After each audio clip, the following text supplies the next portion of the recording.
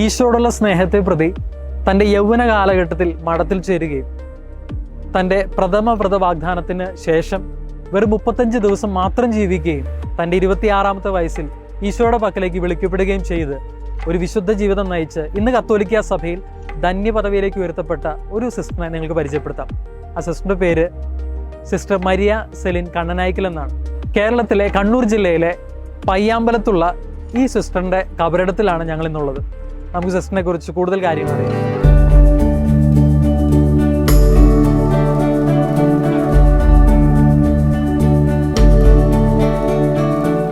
Sister Maria Celine 1931 ഫെബ്രുവരി 13 തൃശൂർ അതിരൂപതയിലെ കുണ്ടന്നൂർ ഇടവകയിൽ കണ്ണനായ്ക്കൽ ഫ്രാൻസിസിൻ്റെയും ഫിലോമിനയുടെയും 2ാമത്തെ മകളായി ജനിച്ചു. വളരെ ലളിതവും ഭക്തിസാന്ദ്രവുമായ ഒരു അന്തരീക്ഷത്തിലായിരുന്നു തൻ്റെ കുട്ടിക്കാലം.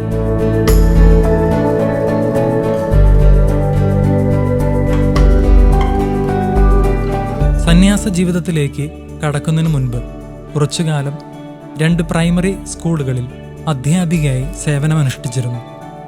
തൻ്റെ ജോലി രാജിവെച്ച് ദൈവവിളിയോട് പ്രതികരിച്ചുകൊണ്ട് 1954 ജൂൺ 24 അവൾ ഊർസ്ലൈൻ സന്യാസിനി സമൂഹത്തിൽ ചേർന്നു. തുടർന്ന് 1954 ഡിസംബർ 26 നോവിഷ്യറ്റിൽ പ്രവേശിച്ചു. വിനയവും അനുസരണശീലവും ദൈവഹിതത്തോടുള്ള പൂർണ്ണമായ സമർപ്പണവുമായിരുന്നു സിസ്റ്റർ സെലിൻ്റെ സന്യാസ ജീവിതത്തിൻ്റെ മുഖമുദ്ര.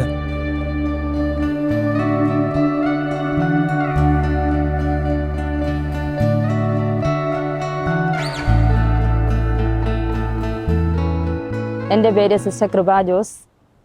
അമലോത്ഭവ മാതാവിൻ്റെ ഉർസ്ലൈൻ സഭയിലെ അംഗമാണ്. കണ്ണൂർ ഉർസ്ലൈൻ കോൺവെൻറ്റിലെ സുപ്പീരിയറാണ് ഞാൻ. ഞങ്ങളുടെ സഭയിലെ ഒരു അംഗമാണ് വിശുദ്ധ പദവിയിലേക്ക് ഉയർത്തപ്പെടാനായി ഇരിക്കുന്ന ധന്യയായ സിസ്റ്റർ മരിയ സെലിൻ. സിസ്റ്റർ മരിയ സെലിനെ കുറിച്ച് കേട്ടപ്പോൾ തന്നെ ഒത്തിരിയധികം സന്തോഷവും ഉള്ളിലൊരു പ്രചോദനവും തോന്നാറുണ്ട്.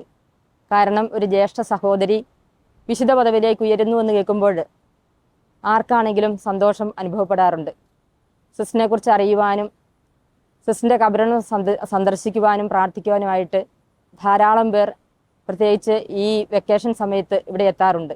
അല്ലാത്തപ്പോഴും ധാരാളം പേരും വരികയും സിസ്റ്ററിനെ കുറിച്ച് അന്വേഷിക്കുകയും സിസ്റ്ററിൻ്റെ ജീവചരിത്രം അറിയാനായിട്ട് താല്പര്യപ്പെട്ടുകൊണ്ട് അതിനെക്കുറിച്ച് ചോദിച്ചറിയുകയും ചെയ്യാറുണ്ട്. അറിയുന്ന ഓരോ വ്യക്തികൾക്കും ഇത്ര ചെറുപ്പത്തിൽ വിശുദ്ധമായിട്ട് ജീവിക്കുവാൻ വേണ്ടിയിട്ടുള്ള വളരെയധികം ഇൻസ്പയറിംഗ് ആയിരുന്നു. പലരും അത് സാക്ഷ്യപ്പെടുത്തിയിട്ടുണ്ട്. സിസ്റ്ററിനോട് പ്രാർത്ഥിച്ചവർക്ക് വളരെ കാര്യങ്ങൾ സാധിച്ചു കിട്ടിയതായിട്ട് അവർ സാക്ഷ്യപ്പെടുത്തിയിട്ടുണ്ട്. ക്യാൻസർ പോലുള്ള രോഗങ്ങൾ സുഖപ്പെട്ട് ധാരാളം സാക്ഷ്യങ്ങൾ നമുക്ക് ലഭിക്കാറുണ്ട് ഓരോ ദിവസവും. അതുപോലെ തന്നെ ഈ സിസ്റ്റർ സെലിനെ കുറിച്ച് ഇവിടെ വരുന്നവരെല്ലാം സാക്ഷ്യപ്പെടുത്തുകയും അത് യൂട്യൂബിലൂടെ മറ്റുള്ളവരിലേക്ക് എത്തിക്കാനായിട്ട് പരിശ്രമിക്കുകയും ചെയ്യുന്നതിൻ്റെ ഫലമായിട്ടായിരിക്കാം പല സ്ഥലങ്ങളിൽ നിന്ന്, തൃശ്ശൂരിൽ നിന്നാണ് ഏറ്റവും കൂടുതൽ ഇവിടെ ആൾക്കാർ എത്താറുള്ളത്. പല സ്ഥലങ്ങളിൽ നിന്നും അവർ ഈ സിസ്റ്ററിനെക്കുറിച്ച് പല സ്ഥലങ്ങളിലും സിസ്റ്ററിനെക്കുറിച്ച് പറഞ്ഞ് കാര്യങ്ങൾ സിസ്റ്ററിൻ്റെ ജീവചരിത്രം എത്തിച്ചതിൻ്റെ ഫലമായിട്ട് ഇവിടെ ഈ കേരളത്തിൻ്റെ എല്ലാ ഭാഗങ്ങളിൽ നിന്നും ധാരാളം പേര് ബസ് പിടിച്ച് ഇവിടെ വരികയും ഇവിടെ ഇരുന്ന് പ്രാർത്ഥിക്കുകയും ചെയ്യാറുണ്ട്. അപ്പോൾ അവർ പറയാറുണ്ട് ഇവിടെ വന്നു കഴിഞ്ഞൊരു നല്ലൊരു പ്രാർത്ഥന അനുഭവം അവർക്ക് ഉണ്ടായിട്ടുണ്ട് എന്ന്. അതുപോലെ തന്നെ മനസ്സ് നിറഞ്ഞ് സംതൃപ്തിയോടുകൂടെ അവർ തിരിച്ചു പോകുന്ന ഒരു അനുഭവം ഞങ്ങൾക്ക് കാണാൻ സാധിച്ചിട്ടുണ്ട്. അത് കാണുമ്പോൾ വളരെയധികം ചാരിതാർത്ഥ്യം തോന്നാറുണ്ട്, സന്തോഷമുണ്ട്. അതുപോലെ തന്നെ സിസ്റ്റർ സെലീനെ പോലെ വിശുദ്ധിയിലൂടെ ചരിക്കാനായിട്ട് സിസ്റ്റർ നടന്നു നീങ്ങിയ മണ്ണാണ് ഇപ്പോൾ ഞാനിവിടെ ഇരിക്കുന്ന ഈ സ്ഥലവും ഈ പ്രദേശവും. അപ്പോൾ തന്നെ നമ്മുടെ ഉള്ളിൽ ഒരു കുളിര് കോരുന്ന ഒരു അനുഭവം ഉണ്ടാകാറുണ്ട്. സിസ്റ്ററിനെ പോലെ വിശുദ്ധിയായിട്ട് ജീവിക്കുവാനും വിശുദ്ധിയിലൂടെ ചരിക്കുവാനുള്ള പ്രചോദനം എപ്പോഴും നമുക്ക് നൽകാറുണ്ട്. നമ്മുടെ സ്വന്തം ചേച്ചി നമ്മോട് കൂടെ ഉണ്ട് എന്ന ഒരു ബോധ്യം പലപ്പോഴും അനുഭവപ്പെടാറുണ്ട്. അത് ഞങ്ങൾക്ക് കൂടുതൽ ശക്തിയാണ്. എല്ലാ കാര്യങ്ങളും കൂടുതൽ ഊർജ്ജസ്വലതയോടെ ചെയ്യാനുള്ള ഒരു ശക്തിയും പ്രചോദനവും ആത്മവീര്യവും ഞങ്ങൾക്ക് ലഭിക്കാറുമുണ്ട്. നോവിസായിരുന്ന കാലഘട്ടം മുതൽ തന്നെ കഠിനമായ ശാരീരിക വേദനകളും സിസ്റ്റർക്ക് നേരിടേണ്ടി വന്നിരുന്നു. പ്രാർത്ഥനാനിരതമായ ജീവിതത്തിനിടയിൽ യേശുക്രിസ്തുവിൻ്റെയും വിശുദ്ധ കൊച്ചു ത്രേസ്യയുടെയും നിരവധി ദർശനങ്ങൾ സിസ്റ്റർക്ക് ലഭിച്ചിരുന്നതായി രേഖപ്പെടുത്തിയിട്ടുണ്ട്. പാപികൾക്കു വേണ്ടിയും പ്രത്യേകിച്ച് സമർപ്പിത ജീവിതം നയിക്കുന്നവരുടെയും പാപപരിഹാരത്തിനായും കഠിന സഹനങ്ങൾ ഏറ്റെടുക്കുവാൻ ഈ ദർശനങ്ങളിൽ യേശു സിസ്റ്ററോട് ആവശ്യപ്പെട്ടു. എതിർപ്പുകൾ കാരണം നോവിഷേറ്റ് കാലാവധി 6 മാസം നീട്ടി നൽകിയ ശേഷമാണ് സിസ്റ്റർക്ക് വ്രതവാഗ്ദാനത്തിന് അനുമതി ലഭിച്ചത്. 1957 ജൂൺ 20 സിസ്റ്റർ മരിയ സെലിൻ തൻ്റെ ആദ്യ വ്രതവാഗ്ദാനം നടത്തി. തൻ്റെ വ്രതവാഗ്ദാന ദിവസം യേശു തനിക്ക് പ്രത്യക്ഷപ്പെട്ട് നിന്നെ സ്വർഗത്തിലേക്ക് കൂട്ടിക്കൊണ്ടുപോകുവാൻ ഞാൻ ഉടൻ വരും എന്ന് അരുളി ചെയ്തതായി സിസ്റ്റർ വ്യക്തമാക്കിയിരുന്നു. വ്രതവാഗ്ദാനത്തിന് തൊട്ടു പിന്നാലെ സിസ്റ്റർ ഗുരുതരമായ രോഗബാധിതയായി. ഡോക്ടർമാർക്ക് പോലും കൃത്യമായി രോഗനിർണയം നടത്തുവാൻ സാധിക്കാത്ത വിധം ആ ശാരീരിക അവസ്ഥ വഷളാവുകയും വ്രതവാഗ്ദാനം കഴിഞ്ഞ് കേവലം 35 ദിവസങ്ങൾക്ക് ശേഷം 1957 ജൂലൈ 25 തൻ്റെ 26-ാമത്തെ വയസ്സിൽ സിസ്റ്റർ മരിയ സെലിൻ നിത്യസമ്മാനത്തിനായി വിളിക്കപ്പെടുകയും ചെയ്തു. സിസ്റ്ററിന്റെ ജീവചരിത്രത്തിലൂടെ കടന്നു പോകുമ്പോൾ സിസ്റ്ററിനെ പറയുന്നുണ്ട്, ഒരാത്മാവ് പോലും നഷ്ടപ്പെടാതിരിക്കാൻ വേണ്ടിയിട്ട് നരക കവാടത്തിന്റെ വാതിൽക്കൽ കൈ വിരിച്ചു പിടിച്ചുകൊണ്ട് ഞാൻ എത്ര നേരം വേണമെങ്കിലും പ്രാർത്ഥിക്കും. അങ്ങനെ ഒരാത്മാവ് പോലും നരകത്തിൽ പോകാൻ ഞാൻ അനുവദിക്കുകയില്ല എന്ന് സിസ്റ്റർ പറഞ്ഞിട്ടുണ്ട്. അത് തീർച്ചയാണ്. സിസ്റ്റർ പ്രാർത്ഥിക്കാറുണ്ട്. സിസ്റ്ററിനോട് പ്രാർത്ഥിക്കുമ്പോൾ ധാരാളം അനുഭവങ്ങൾ, ദൈവാനുഗ്രഹങ്ങൾ ലഭിക്കുന്നതായിട്ട് സാക്ഷ്യപ്പെടുത്തിയിട്ടുമുണ്ട്. സിസ്റ്റർ മരിയ സെലിൻ ഒരു അധ്യാപികയായിരുന്നു. അപ്പോൾ സിസ്റ്റർ മരിച്ചു കഴിഞ്ഞപ്പോൾ ഞങ്ങൾക്ക് പകരം ഒരു അധ്യാപികയില്ല. അപ്പം മദർ ഇങ്ങനെ പറയുമായിരുന്നു, സിസ്റ്റർ സെലിൻ വിശുദ്ധിയാണെങ്കിൽ 7 ദിവസത്തിനുള്ളിൽ എനിക്കൊരു ടീച്ചറെ കൊണ്ടുതരണമെന്ന്. സിസ്റ്റർ മരിച്ച് 7-ാം ദിവസം ഇവിടെ ഒരു ടീച്ചർ വരികയും ആ ടീച്ചർ പിന്നീട് ഇവിടെ ചേർന്നുകൊണ്ട് ഈ സഭയിലെ ഒരു അംഗമായി തീരുകയും മേരി ഗെറ്റ്രൂഡ് എന്ന പേര് പിന്നീട് സ്വീകരിച്ചുകൊണ്ട് ഈ കമ്മ്യൂണിറ്റിയിൽ തന്നെ ഇപ്പോൾ സിസ്റ്റർ ഉണ്ട്. ഇപ്പോൾ 92 വയസ്സ് കഴിഞ്ഞു. നല്ല ഊർജ്ജസ്വലതയോടുകൂടി സിസ്റ്റർ നടക്കുന്നു, സന്തോഷവതിയായിട്ട്.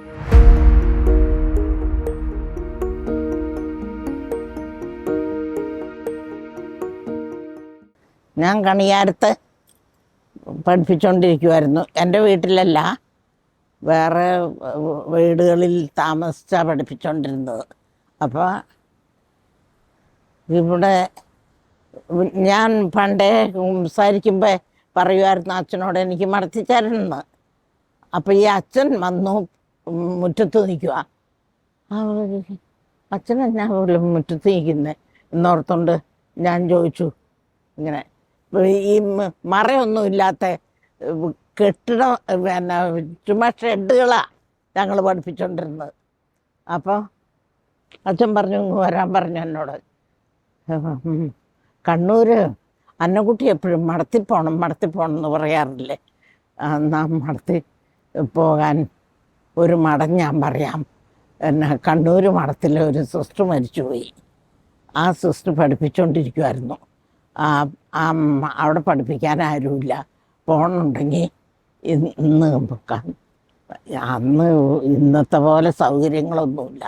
അപ്പോൾ സ്കൂൾ വിട്ട് അന്നക്കുട്ടി പോസ്റ്റ് ഓഫീസിൽ ചെന്ന് എന്നാ ഞാൻ മഠത്തിലേക്ക് വരുവാന്ന് അറിയിക്കണമെന്ന് പറഞ്ഞു.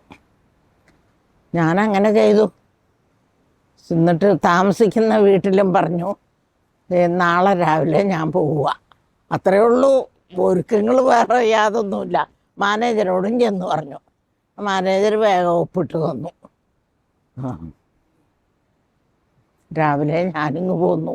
1957 ജൂലൈ 26 കണ്ണൂരിലെ സെമിത്തേരിയിൽ സിസ്റ്ററുടെ ഭൗതിക ശരീരം അടക്കം ചെയ്തു. 2007 ജൂലൈ 29 വത്തിക്കാൻ വിശുദ്ധ പദവി പ്രഖ്യാപനത്തിലുള്ള നടപടിക്രമങ്ങൾ ഔദ്യോഗികമായി ആരംഭിച്ചു. 2012 ഫെബ്രുവരി 29 സഭ ഔദ്യോഗികമായി ദൈവദാസിയായി പ്രഖ്യാപിച്ചു. ഇതേ ദിവസം ഭൗതിക ശരീരം കല്ലറയിൽ നിന്നും പുറത്തെടുത്ത് കണ്ണൂർ പയ്യാമ്പലത്തുള്ള ഊർസ്ലൈൻ പ്രൊവിൻസ് മദർ ഹൗസ് ചാപ്പലിലേക്ക് മാറ്റി സ്ഥാപിച്ചു. 2022 ഓഗസ്റ്റ് 5 ഫ്രാൻസിസ് മാർപ്പാപ്പ സിസ്റ്റർ മരിയ സെലിനെ ധന്യ പദവിയിലേക്ക് ഉയർത്തി. കേരളത്തിലെ ഊർസ്ലൈൻ സന്യാസിനി സമൂഹത്തിൽ നിന്നുള്ള ആദ്യത്തെ ധന്യയായ സിസ്റ്റർ മരിയ സെലിൻ കണ്ണനായ്ക്കലിന്റെ മധ്യസ്ഥതയിൽ നിരവധി അത്ഭുതങ്ങളും രോഗശാന്തികളും നടക്കുന്നതായി വിശ്വാസികൾ സാക്ഷ്യപ്പെടുത്തുന്നു.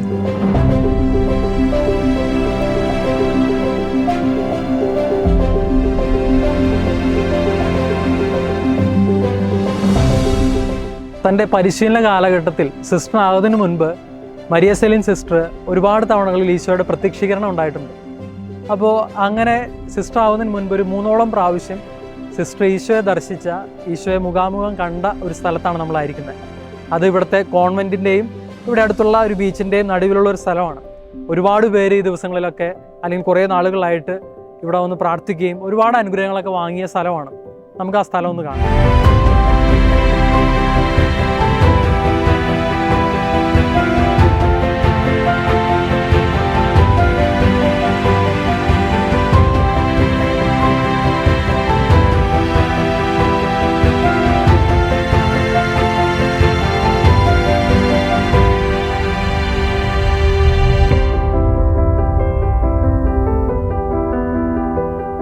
ഞങ്ങൾ ഈ മൈതാനത്തോടി ഓടി കളിക്കുമായിരുന്നു, ഈ കടലിൽ ഇറങ്ങി കുളിക്കുമായിരുന്നു. പിന്നെ എന്താ, ചെറിയ ഡ്യൂട്ടികളൊക്കെ ചെയ്യും, പൂന്തോട്ടമൊക്കെ നനയ്ക്കും. പിന്നെ ഞങ്ങളുടെ പഠനം ഒക്കെ ആയിട്ട് ഇങ്ങനെ കഴിഞ്ഞു. സിസ്റ്റർ എപ്പോഴും സമയം കിട്ടുമ്പോൾ എല്ലാം പള്ളിയിലേക്ക് പോയി പ്രാർത്ഥിക്കുമായിരുന്നു. പിന്നെ സിസ്റ്ററിന് വിഷൻ ഉണ്ടാകുമായിരുന്നു. ഒരിക്കൽ ഇങ്ങനെ ഇതിലിങ്ങനെ നടക്കുന്ന കാണാം. എന്നിട്ട് ഓടി വന്ന് ആ ചവക്ക് മരത്തിൻ്റെ അപ്പുറമല്ലേ അവിടെ വന്ന് മുട്ടുകുത്തി ഇങ്ങനെ നിൽക്കും. ഒന്നും അറിയില്ല, മറ്റുള്ളവർ എന്ത് ചെയ്താലും അറിയില്ല, എക്സ്റ്റസിയിലാവും. അത് കഴിഞ്ഞ് പിന്നെ എഴുന്നേറ്റ് പോവും. ഞങ്ങൾക്കൊന്നും ചോദിക്കാൻ പെർമിഷൻ ഉണ്ടായിരുന്നില്ല. ഞങ്ങൾ നോവിസസ് അല്ലേ, അപ്പം ഞങ്ങളോടൊന്നും പറയാനും പെർമിഷൻ ഉണ്ടായിരുന്നില്ല. ഇങ്ങനെ വിഷൻ ഉണ്ടാകുന്നുണ്ട് എന്നൊക്കെ ഞങ്ങൾക്കറിയായിരുന്നു. പിന്നെ ഈശോ ഒരു കുരിശ് വെച്ച് കൊടുത്തു സെലീന്. അപ്പോൾ ഈ തോളിൽ എപ്പോഴും വേദനയായിരുന്നു. കൈ ഉയർത്തി ഭക്ഷണം കഴിക്കാനൊക്കെ ബുദ്ധിമുട്ടായിരുന്നു. ഇപ്പോൾ റെഫറ്ററിയിൽ കുറേ ചോറെടുത്ത് വയ്ക്കും. അന്ന് ഈ റേഷനരിയൊക്കെയാണ്. ഞങ്ങളൊന്നും റേഷനരികളൊക്കെ കോൺവെൻറ്റ് വന്നിട്ടാണ് കാണുന്നത്. ഇപ്പോൾ ഇത് കഴിക്കാൻ വലിയ ബുദ്ധിമുട്ടായിരിക്കും ഞങ്ങൾക്ക്. അപ്പം മിസ്ട്രസ് പറയും, അധികം കഴിച്ചാൽ അധികം പുണ്യം. അപ്പോൾ സെലീൻ കുന്നുപോലെ ചോറെടുത്ത് വയ്ക്കും. എല്ലാവരും കഴിച്ചു പോയാലും സെലീൻ തീർന്നിട്ടുണ്ടാവില്ല. അപ്പം അത് കഴിഞ്ഞ് ഞങ്ങൾ റെഫറ്ററി ചെയ്യാൻ വരുമ്പോൾ സെലീൻ അവിടെ ഇരിക്കുന്നുണ്ടാവും. ഞാനൊക്കെ ഇങ്ങനെ സ്പൂൺ കോരി വായിൽ വെച്ച് കൊടുത്തിട്ടുണ്ട്. അങ്ങനെയൊക്കെ ഞങ്ങളുടെ കൂട്ടത്തിൽ കളിക്കുകയും കടലിലിറങ്ങി കുളിക്കാനും ഡ്യൂട്ടി ചെയ്യാനും എല്ലാം വരുമായിരുന്നു. ഞങ്ങളുടെ ബാച്ച്മേറ്റ് ഒരു വിശുദ്ധിയാകുക എന്ന് പറയുമ്പോൾ ഞങ്ങൾക്ക് സന്തോഷം ഉണ്ടാവില്ല. ഞങ്ങൾക്ക് സന്തോഷമാണ് ഒരു വിശുദ്ധിയായി തീരുക എന്നുള്ളതിൽ. സെലീന് ഇങ്ങനെ വിഷനൊക്കെ ഉണ്ടാവും. ഈശോ പ്രത്യക്ഷപ്പെടുന്നു എന്ന് പറയും, ചെയ്ത്താൻ പ്രത്യക്ഷപ്പെടുന്നു എന്ന് പറയും.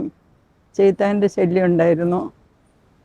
അത് പലരും പല വിധത്തിൽ പറഞ്ഞിരുന്നു. എന്താ, ഈ കൈ ഒന്ന് ഉയർത്തിയിട്ട് ഭക്ഷണം കഴിക്കാനൊക്കെ ബുദ്ധിമുട്ടായിരുന്നു. കൈ ഉയർത്താൻ പറ്റില്ലായിരുന്നു. തലവേദനയാണ് എപ്പോഴും, മുഖമൊക്കെ ചുമന്ന് വരും, തലവേദന കൊണ്ട്. സ്കൂളിൽ പോയിട്ടൊക്കെ വരുമ്പോൾ ഭയങ്കര തലവേദനയായിരിക്കും. ഒരു ദിവസം പനിയായിട്ട് സ്കൂളിൽ പോകാൻ മദർ പറഞ്ഞ് പോകണ്ടെന്ന്. അപ്പം സെലീൻ പറഞ്ഞു, പാവപ്പെട്ട കുട്ടികളല്ലേ, കുട്ടികൾ പോയി മഴയത്ത് കളിക്കും, അവരുടെ രക്ഷിതാക്കൾക്ക് മരുന്ന് വാങ്ങാൻ പൈസ ഉണ്ടാവില്ല, ഞാൻ പോയിക്കൊള്ളാം എന്നും പറഞ്ഞ് സെലീൻ പോയി. തിരിച്ചു വരുമ്പോഴത്തേക്കും നല്ല ഭയങ്കരമായ തലവേദനയായിരുന്നു. അന്ന് മുകളിലേക്ക് കയറി പോകുന്നത് ഞാൻ കണ്ടുവന്ന്. പിറ്റേ ദിവസം ഒരു ആസ്പത്രിയിലേക്ക് കൊണ്ടുപോകുന്ന കാണുന്നത്. ഞങ്ങൾ നോവിസസ് അല്ലെന്ന്. അന്ന് ആസ്പത്രിയിലേക്ക് കൊണ്ടുപോകുന്നത് കണ്ടു. പിന്നെ കേട്ടു ആസ്പത്രിയിൽ നിന്ന് മരിച്ചെന്നുള്ള വാർത്ത കേട്ടത്.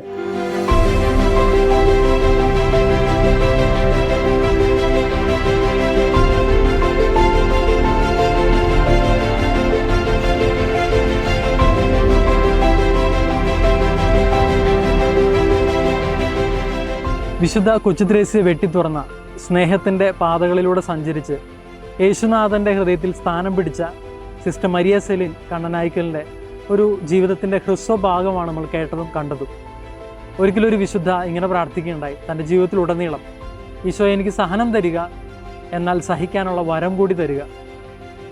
നമ്മുടെ ജീവിതത്തിൽ ഈശോ സഹനങ്ങൾ അനുവദിക്കുന്നുണ്ടെങ്കിൽ അതിൻ്റെ അർത്ഥം അത് അഭിമുഖീകരിക്കാനും മറികടക്കാനുള്ള കൃപയും വരവും കൂടിയും നമുക്ക് തന്നിട്ടാണ് ഈശോ അനുവദിക്കുന്നത്. നമ്മുടെ ജീവിതത്തിൽ സഹനങ്ങളിലൂടെ കടന്നു പോകുമ്പോൾ ഈ സിസ്റ്ററിൻ്റെ ജീവിതം നമുക്ക് കുറേ കൂടിയും മാതൃകയാക്കാനും ജീവിതത്തിൽ സ്വായത്തമാക്കാനും സാധിക്കട്ടെ. നമ്മുടെ ജീവിതത്തിൽ സഹനങ്ങളിലൂടെ കടന്നു പോകുമ്പോൾ അത് നമ്മളെ മാത്രമല്ല വിശുദ്ധീകരിക്കുന്നതെന്നും ആ സഹനങ്ങൾ ലോകത്തിൻ്റെ വിവിധ ഭാഗങ്ങളിലുള്ള മനുഷ്യരുടെ വിശുദ്ധീകരണത്തിനു കൂടെ ഈശോ അനുവദിക്കുന്നതാണെന്ന് മനസ്സിലാക്കാം. അതിനുവേണ്ടുന്ന കൃപ നമുക്ക് എല്ലാവർക്കും തരട്ടെ എന്ന് പ്രാർത്ഥിക്കുന്നു. നമുക്ക് ധന്യയായ വിശുദ്ധ മരിയ സെലിൻ കണ്ണനായ്ക്കൽ സിസ്റ്ററിൻ്റെ മാധ്യസ്ഥം തേടി പ്രാർത്ഥിക്കാം. ഒരുപാട് അനുഗ്രഹങ്ങൾ നമ്മുടെ എല്ലാവരുടെ ജീവിതത്തിൽ ഉണ്ടാകട്ടെ എന്ന് പ്രാർത്ഥിക്കുകയും ചെയ്യുന്നു. ഈശോ മിശിഹായ്ക്ക് സ്തുതിയായിരിക്കട്ടെ.